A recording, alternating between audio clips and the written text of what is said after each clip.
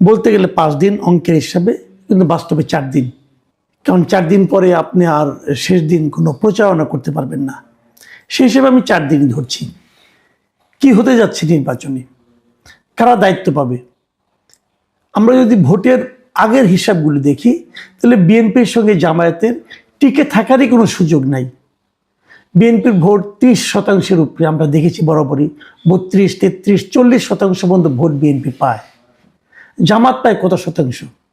জামাতের ভোট কখনো 10% বেশি হয়েছে এমনটি দেখা যায়নি। তাহলে সেই 10% এবং 40% ডিফারেন্স জামাত কিভাবে কভার করবে? আওয়ামী ভোট জামাত যেমন পাবে, বিএনপিও তেমনি পাবে। তাহলে কেন এই প্রতিদ্বন্দ্বিতার কথা বলা হচ্ছে এই কারণে যে এই সময়ে বিশেষ করে যখন ভোটের আলোচনা হচ্ছে, তখন দেখা যাচ্ছে জামাত তাদের অবস্থানকে আগের চেয়ে অনেক ভালো করে ফেলেছে। বিশেষ করে এই 2024-এর 5ই আগস্টের পর থেকে সাধারণ মানুষের সঙ্গে জামাতের যে ভূমিকা, জামাতের যে আচরণ, তার বিপরীতে বিএনপির স্থানীয় পর্যায়ের নেতাকর্মীদের যে আচরণ, এই দুটোর কম্পেয়ার করে সাধারণ মানুষ জামাতের দিকে ঝুঁকবে এমনটা অনেকেই মনে করছেন। এবং এটা একদম অস্বাভাবিক কিছু নয়। বিশেষ করে যারা তরুণ ভোটাররা কিন্তু ঐতিহ্যের কথা ভাবে না। যেমন বয়স্ক যারা আছেন, তারা আগে বিএনপি করেছেন অথবা অন্য একটা দল করেছেন, সেখান থেকে তারা সরতে চান না। কিন্তু যারা তরুণ ভোটার, তারা কিন্তু আজকের চিন্তা করেন, মানে আজকে কোন দল কি আচরণ করছে তার উপর নির্ভর করে তারা কিন্তু ভোট দেন। এবং এই সময়ে গত 1.5 বছরে জামাত অনেকটাই অগ্রসর হয়েছে। বিএনপির চেষ্টা করেনি আমি তা বলবো না, বিএনপির সেন্ট্রাল কমিটি তেমন কি করেছে যাই না, কিন্তু বিএনপির যে শীর্ষ নেতা তারেক রহমান, উনি প্রচণ্ড চেষ্টা করেছেন। উনি নিজে উদ্যোগ নিয়ে অনেককে বহিষ্কার করেছেন, বহিষ্কারের সংখ্যা কয়েক হাজারে পর্যন্ত পৌঁছেছে। কিন্তু তাতে পরিস্থিতি খুব একটা পাল্টায়নি, চাঁদাবাজি বন্ধ হয়নি। দেশে এই মুহূর্তে যত চাঁদাবাজি হচ্ছে, তার 80% চাঁদাবাজি করছে বিএনপি অথবা বিএনপি নামধারী লোকজন, আর 15% চাঁদাবাজি করছে এই ছাত্ররা, মানে ছাত্র নামধারী সমন্বয়ক, অমুক তমুক, হাবিজাবি, এনসিপি এরা। আর সামান্য ছিটে ফোটা চাঁদাবাজি হয়তো এই সমস্ত ক্ষেত্রে আপনি শিবির অথবা জামায়াতের নাম বলতে পারবেন। তো এইটা কিন্তু ইয়াংদের মধ্যে দারুণ প্রভাব ফেলেছে। আগামী নির্বাচনে এক হিসাবে দেখা গেছে প্রায় 4.5 কোটি হলো নতুন ভোটার। এই ভোটাররা কিন্তু অনেক কিছু করবে, এই ভোটাররা কিন্তু ডিসাইডিং ফ্যাক্টর হতে পারত, এখনো সম্পূর্ণ হয়েছে কিনা আমি বলতে পারবো না, হয়ে যেত যদি পুরনো ভোটারদের মাঝখান থেকে ভোট প্রাপ্তির সংখ্যাটা সমান হতো, কিন্তু তা হয়নি। জামাতের জায়গায় যদি আওয়ামী লীগ থাকতো, তাহলে কিন্তু ভোট প্রাপ্তির দিক দিয়ে বিএনপি এবং আওয়ামী লীগ প্রায় সমান হতো, তখন ওই ইয়াং ভোটাররা ডিসাইডিং ফ্যাক্টর হতো। কিন্তু এক্ষেত্রে তা নয়, জামাতের ভোট বিএনপির তুলনায় অনেক পিছিয়ে, যে কারণে এই ইয়াং ভোটাররা যদি বেশি করে জামাতকেও ভোট দেয়, তাও দুটো সমান আসবে কিনা এটা একটা সন্দেহ আছে। কিছু নীরব ভোট আছে, এই নীরব ভোটগুলি কোন দিকে যাবে? নীরব ভোটার যারা কথা বলে না, যারা খুব একটা আওয়াজ দেয় না, যারা বিপ্লবে বিদ্রোহে সবার সামনে চলে আসে না, যারা পেছনে থাকে, ঘর সংসার করে, কেবল যে ভোটটা দিয়ে আসে, এই নীরব ভোট কিন্তু যেটা নাকি আগে আওয়ামী লীগের অ্যাগেনস্টে সবসময় এই নীরব ভোটগুলি বিএনপির সঙ্গে থাকতো, কিন্তু এবার আমার কেন যেন মনে হয় নীরব ভোট বিএনপির সঙ্গে নেই। নীরব ভোটগুলো আমি দেখেছি সবসময় ক্ষমতাধর যারা থাকে তাদের বিপরীতে থাকে, এটা আমার অবজারভেশন। আমি আগেও বলেছি বাংলাদেশে একসময় রাজনীতি হতে ভাবে যে রাজনীতিতে দুটো পক্ষ থাকতো, একটা পক্ষ হলো আওয়ামী লীগ আর একটা হতো এন্টি আওয়ামী লীগ। এবার আমি দেখতে পাচ্ছি যেহেতু আওয়ামী লীগ নেই, অতএব একটা হলো বিএনপি আর একটা হলো এন্টি বিএনপি। এই এন্টি বিএনপি যে শক্তিটা, সেটা যেন জামাতকে অনুসরণ করছে। কাজেই যারা খুব নিশ্চিন্তে ভাবেন যে না জামাত 7% ভোট নিয়ে 8% ভোট নিয়ে আমাদের 35% কীভাবে ওভারকাম করবে, তারা যদি অনেক ভালো করে ডাবল পাবে, ডাবল পারলে 15% হবে, 3 গুণ পাবে, তাহলে 21% হবে, তবু তো আমাদের সমান হয় না। এটা ভেবে যারা শান্তি পাচ্ছেন এবং খুব স্বস্তিতে আছেন, তাদেরকে আমি একটা উদাহরণের কথা বলি। দেখুন, আপনাদের বলবেন যে জামাত তো কখনোই এর আগে আপনার 15টা 20টা ম্যাক্সিমাম এরকম সিট পেত, কিন্তু আপনারা মাথায় রাখবেন, শ্রীলঙ্কায় যে দলটা এখন ক্ষমতায় আছে তারা কিন্তু 2020 সালের নির্বাচনে মাত্র 3টা আসন পেয়েছিলেন। এবার তারা 159টার মতো আসন পেয়ে ক্ষমতায় চলে এসেছেন। ফিগারটা আমার ঠিক খেয়াল নেই, এরকমই হবে।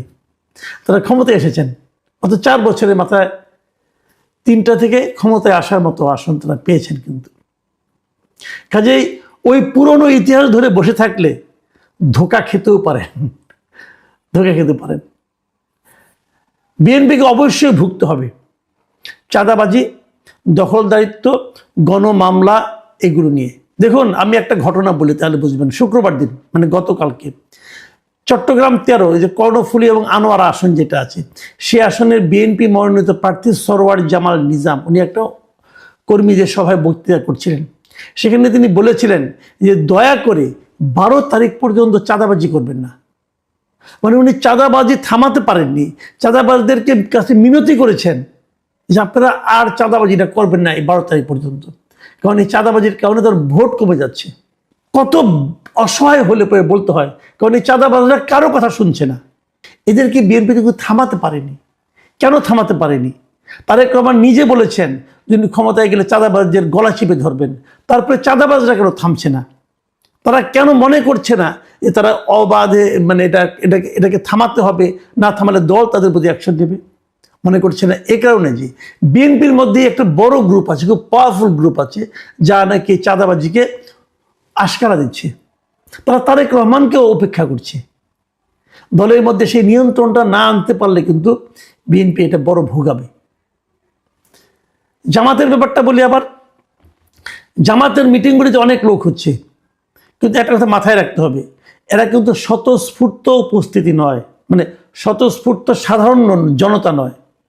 বলা হয়ে থাকে যে জামাতের যারা কর্মী তারাই সমর্থক, তারাই ভোটার। কাজে জামাতের জনসভায় অনেক লোক দেখে বিভ্রান্ত হওয়ার কিছু নেই। জামাতের ভোটার ঐক্য এটাই, এটা আগেও বলা হতো, এখনো বলা হয়।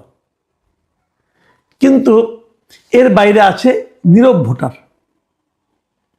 এখন নীরব ভোটাররা কিন্তু ফ্ল্যাকচুয়েট করে খুব দ্রুত, আজকে আছে কালকে নেই। আজকে জামাতের একটা নেতা একজন একটা বক্তব্য দেবে, এটা দেখে দেখবেন কালকে আর জামাতের সঙ্গে তারা নেই। এরকম কিন্তু হতে থাকবে। জামাতের নেতাদের শেষ দিকে আমি যতটুকু দেখেছি নানা ধরনের এলোমেলো কাণ্ড কারখানা। ঢাকা 17 আসনের ডক্টর খালেদুজ্জামান সাহেব সেনানিবাসে ঢুকতে গিয়ে যা করেছেন, এটা কিন্তু জামাতের ভোট অনেক কমিয়েছে। ওই নীরব ভোটাররা কিন্তু সরে গেছে। তারা ভেবেছে যে নির্বাচনে বিজয়ী হওয়ার আগেই যখন এই অবস্থা, জিতলেন না জানি তার দাপটে কেউ থাকতে পারবে না। তারপর দিনে আবার আরেকটা ভিডিও দেখলাম, কোন এক ব্যাংকের এক অনুষ্ঠানে যে সে একজনকে ঘুষি মানে নাক ফাটিয়ে দিয়েছে, এই খালেদুজ্জামান। তো এরকম উন্মত্ত লোক যদি জামাতের নেতা হয়, জামাতের এমপি প্রার্থী হয়, তাহলে কিন্তু জামাতের ভোট কমবে।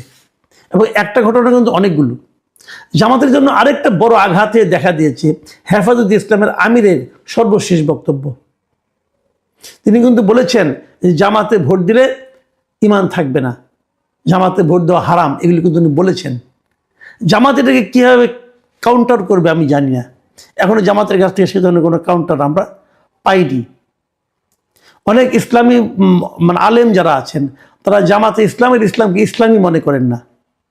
কাজে এই বেহেশতের টিকিট বিক্রিটা জামাতের জন্য শুরুতে কিছুটা ভালো ফল দিল, যারা নাকি একটু সচেতন চিন্তা ভাবনা করেন তাদের কাছে এটা কিন্তু খুবই নেগেটিভ হিসেবে আবির্ভূত হবে। বিশেষ করে নীরব ভোটার যারা, তাদের কাছে কিন্তু এটা খুব নেগেটিভ হিসেবে আসতে পারে।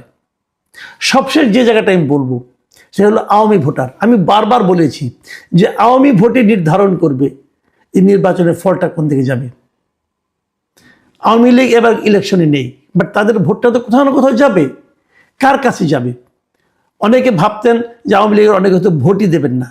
ইদানিং এই ধারণাটা আমার একটু চেঞ্জ হচ্ছে এই কারণে, যেহেতু আওয়ামী লীগের কেন্দ্রীয় পর্যায় থেকে, আওয়ামী লীগ থেকে দলীয়ভাবে কোনো সিদ্ধান্ত দেওয়া হয়নি, সেহেতু আমার মনে হচ্ছে যে আওয়ামী লীগের লোকরা হয়তো ভোট দিতে যেতে পারেন। যদি যায়, তারা কাকে ভোট দিবে? এই ভোটগুলি এখনো অনিশ্চিত। কে কতটা দখল করতে পারবে তার উপর নির্ভর করবে। কতটা ভোট তারা আওয়ামী লীগের কাছ থেকে আদায় করতে পারবে তার উপর নির্ভর করবে।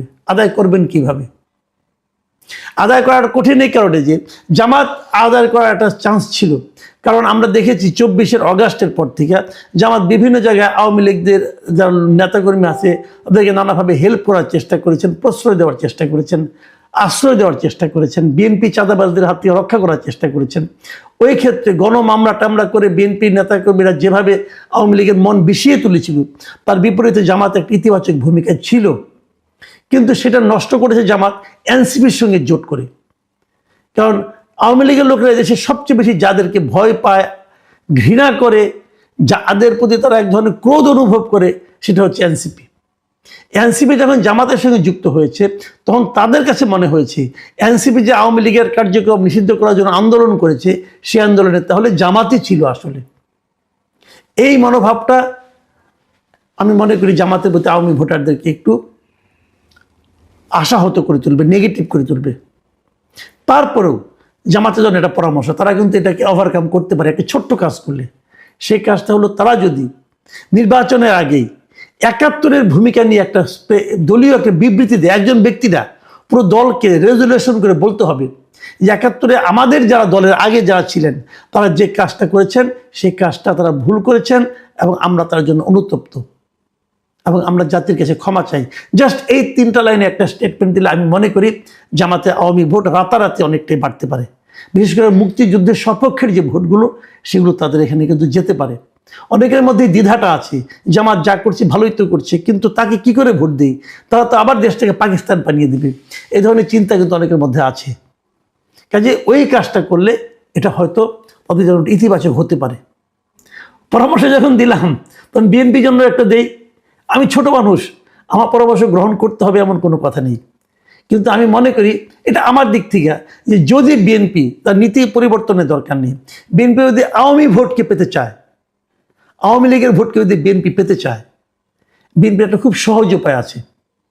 এমনিতেই তারা বেশ কয়েকদিন ধরে মুক্তিযুদ্ধের পক্ষে কথা বলছে এবং তাদের পক্ষে কথাটা বলা খুব সহজ, কারণ জিয়াউর রহমান তাদের দলের যে প্রতিষ্ঠাতা, তিনি তো মুক্তিযুদ্ধের একজন সেক্টর কমান্ডার ছিলেন, বীরুত্তম ছিলেন। এটা তো খুবই সহজেই তারা এটা মুক্তিযুদ্ধের পক্ষে বলতেই পারে, এটা ব্যাপার না। আরেকটা কাজ যদি তারা করেন তাহলে তারা আওয়ামী লীগের ভোটগুলি পেতে পারেন।